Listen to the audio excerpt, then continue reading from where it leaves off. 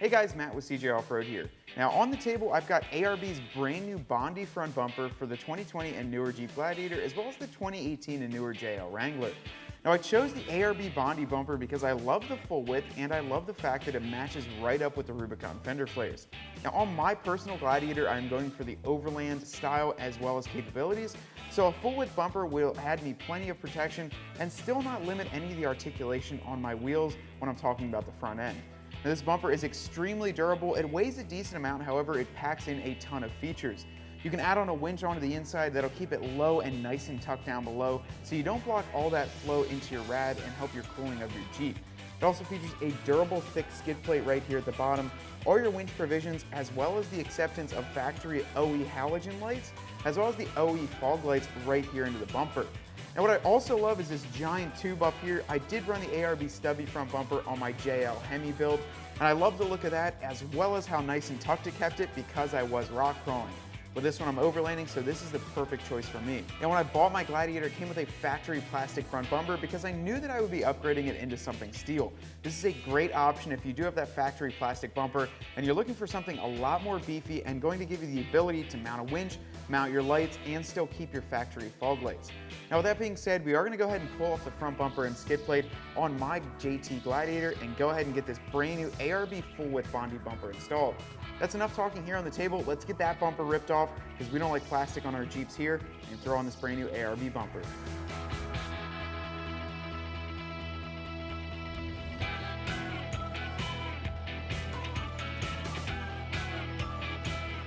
Alright guys, so we're at the front end of the Jeep, and the first step that we need to do is remove our factory plastic front bumper and our steel bash plate underneath.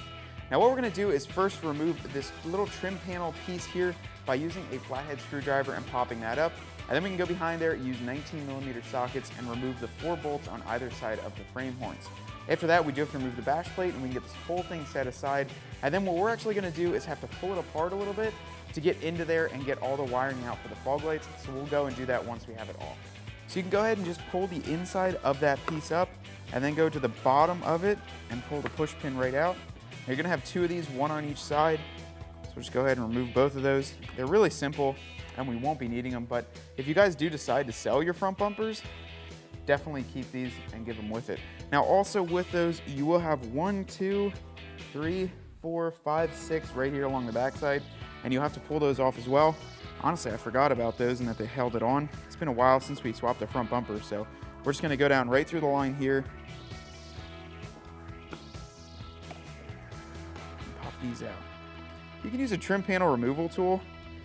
However, I find that a flathead screwdriver most of the time works just as easy to help get underneath there. All right, we've got all 6 of those out. We should be able to just push the trim panel back a little bit, angle it up towards the front, and remove it just like so. All right guys, so we grabbed a 19mm socket and a 1/2-inch ratchet here. Now there are going to be 4 nuts per side that we need to remove. The studs are actually built into the bumper. There's going to be 2 on either side of the frame horn. So there's 2 out here, 2 in here, and then the exact same over there. So just grab a deep socket and go ahead, and we'll just do these 2 on the outer side here first. You can't really see them on camera as we do it. However, just trust me, they're right there. All right guys, so we have all 8 nuts removed here, as well as that wiring harness disconnected. We're gonna pull the bumper forward, and actually if you do order the ARB front bumper, you're gonna get a giant box like this. So I'm just gonna flip it over and lay it on there, and then we can remove all the internals as far as the wiring and the LED fogs to be swapped over onto that ARB front bumper. So we're just gonna go ahead and grab by the toe hooks, pull it out towards us, and then I'm gonna turn this bumper box the other way around so it doesn't fall. So one moment. In order to pull apart your factory bumper to get the wiring as well as have access to the fog lights, first we're going to remove these side panel covers using a flathead screwdriver once again. This is going to be the same process as we did to remove the trim panel. Just pull the center out and then pull the bottom with it. Now, like I said before, just hang on to these. If you do go to sell your bumper after you install the brand new ARB bumper, normally the people will want these so they can throw them back on. However, if you're just going to trash your bumper, don't really worry about them. But they aren't bad to have as backups too, in case you need it somewhere else in the Jeep. We're just gonna go around and pop all these off. There are 1, 2, 3, 4, 5, 6 per side.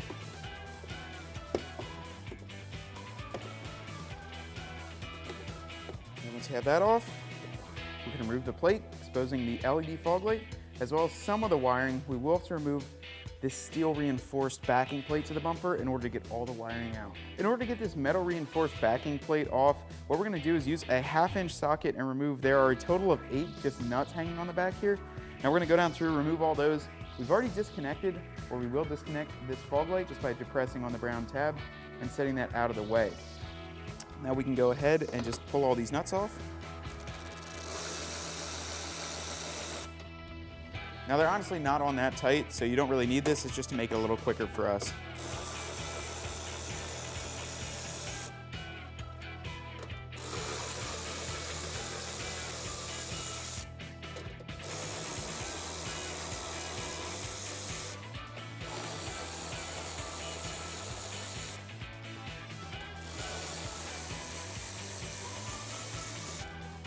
And we can set those aside. So go ahead and use a trim panel removal tool. Let's pull one of those push pins out of the metal part. There's the same exact one on the other side. And then we should be able to pull this steel reinforcement plate out. So after you have that out, we will need to separate this. There's 2 pieces of plastic. I pulled the hooks out as well. You're gonna use an 8mm socket and go around, and there's a lot on this back face. And then there's some down here too that come up from below. We're just gonna go around the whole perimeter and remove all of them. And then we can separate this and finally get to our wiring harness. This is one thing I'm not too happy with Jeep, tucking this whole wiring harness away, but it does get it nice and out of the way in case you do hit the front bumper.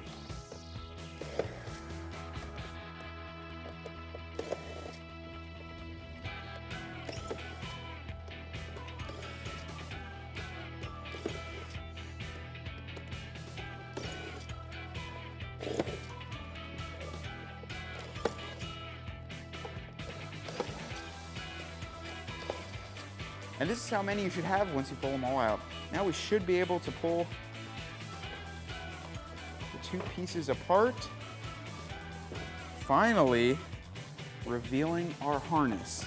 Now after all that, we have our harness laid out here. We're just gonna use our trim removal tool to pop these out. I'll be honest with you guys, off camera, I saw, or actually tried out to see if you could push these through from the other side, because you can actually see the back end before separating, and you can't really do it.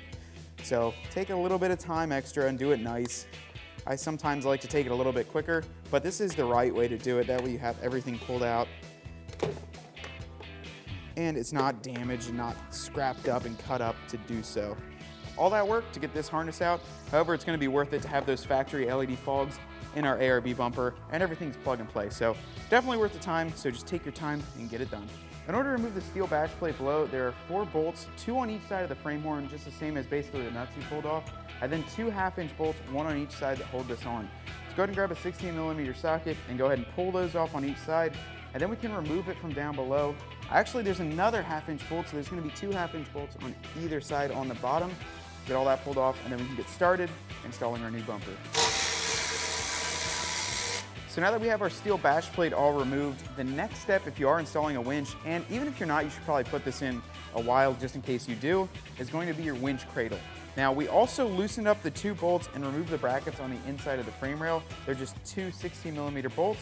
And then what this is gonna do is just slide over your frame horns. There's a small hook on the top, and it'll sit like so.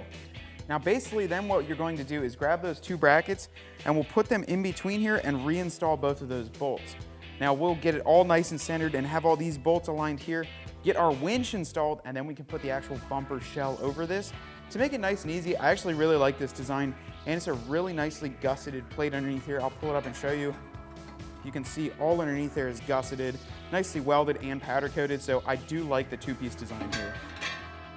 Okay guys, so you can see we have this nice and snugged up. All you have to do is reinstall that bolt that you just removed on the inner frame horn, and the same one over there. Now what I will recommend is watching your bolt holes here to make sure they are all staying open. I used a larger Phillips head screwdriver and basically just lined them up and kept them in the same location. That way when we go to slide the bumper on, the bolts will fit through. Now we're gonna go ahead and install our winch, and then we'll get started putting the entire bumper shell over this. So we're back on the table here, and what we're gonna do is go ahead and install the brackets and our LED fog lights. Now what you're gonna wanna do is match the side up so you can see that this side has an angle out towards the lower point, and that's going to be our driver's side. So you can actually take it in here and just line it up, and you can see that it fits right in. So what I'm gonna do is then grab one of our factory fog lights, set it into place here, and using the Phillips head screws and the gold serrated flange nuts, I'm gonna go ahead and get all of these started. Not gonna tighten anything up yet, just get all 4 of them in here. Now also make sure that that gray section of your factory fog light is up, and if you have halogens, this will be the exact same process.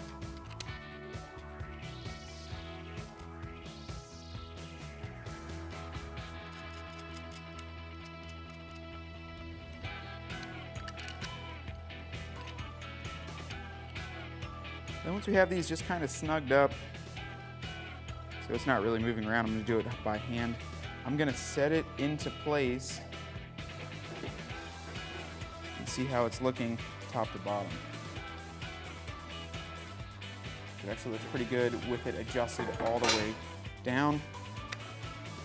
Actually, we didn't have it all the way down. So basically, you're just gonna go through and adjust it until you get it to sit the way you like it. So there you can see our gap is pretty good all the way around. What I'm gonna go ahead and do is grab the Phillips head screwdriver and the backside for the nut, which looks like about a 6mm, and tighten these all down. Now what we're gonna do is go ahead and install the hardware to hold the light up.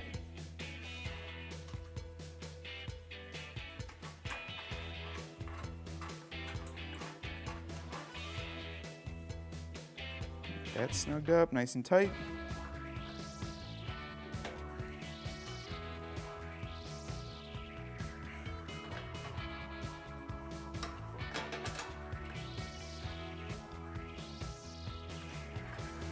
Then we'll find the socket and wrench for this, get that snugged up, and repeat the exact same process on the other side.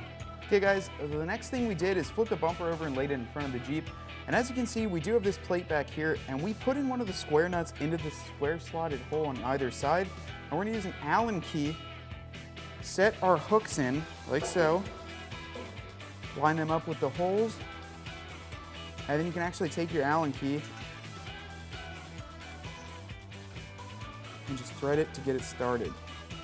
Now we're gonna snug that up while lining all of our holes up here so that when we go to put it on the Jeep, it fits really perfectly. So we'll grab an Allen key, snug that up, and I think we're just about ready to throw this bumper on. It's been a lot of process on the table and just getting a lot of things ready and set up to go, but we are soon ready to go, so should be pretty good. So there's a nice plate for either side, and now this side is obviously gonna go on our driver's side. As you can see, it fits right behind. But what you'll go ahead and do is take these square nuts with the little holding flaps. Not sure what exactly they call them. However, basically you'll just put it in from the back side, like so. And 2 down below here. Once you have all 4 of those on, we'll go ahead and grab 4 Allen key bolts and put it right up into place and get it tightened down. We'll go ahead and get all 4 of these started, not tightening any one down before the other.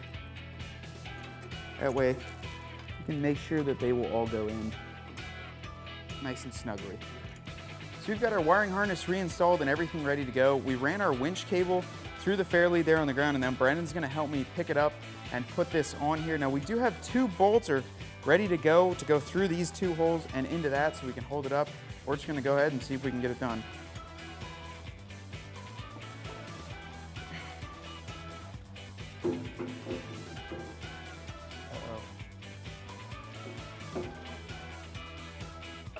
And then the last step is to get your skid plate bolted up using the provided hardware and flange nuts in the back. Well guys, a few hours later and we've got our ARB Bondi Deluxe bumper installed on the front end of my 2020 JT Gladiator. I gotta tell you guys, I was a little bit nervous when we first put it on with how big the winch I got. Now ARB recommends up to a 10,000 pound, but I can tell you right here that the worn VR12S will fit in here without any modifications necessary. Now you can see we've got our fairlead, we've got our Factor 55 Pro Link, everything bolted up, and these really nice red tow hooks up front here. Now these are each rated up to 4.75 ton. So that's over, let's see my math, that'll be over 8,000 pounds just on each of these tow rings here. We have the factory fog lights right and nice in their factory location, and everything plugged right in and is going to work. The winch sits nice and low, and we still got a ton of airflow that goes right in here. Now, I probably will be adding a set of ARB lights right up top here to really finalize that, and they have all the mounts and holes drilled for you to mount all sorts of different lights in there. But we've got our bash plate, everything is bolted up and looking really good. Now, this is going to be meant for the Overlander. Now, if you're interested, they also offer this bumper in a stubby, so it'll be the exact same look, just end right here, meaning that the fog lights and everything will be tucked in a little tighter, but there is a stubby version. Also, the other thing we didn't install is the license plate holder. There are 3 bolts right here for that, and you can put that on. However, with us running our ProLink and that we don't require it here in Pennsylvania, we don't need it. However, if your state does, you can simply bolt it on, and it is included with the kit. Overall, guys, this is a really easy installation, and everything that you need is included right in this kit for you to bolt it on. If you're interested in checking this out for your Gladiator or your JL Wrangler, be sure to click on the link below and check out all of our ARB products. Now, until next time, guys, we're going to go use this bumper and see how it performs. I'll see you next time.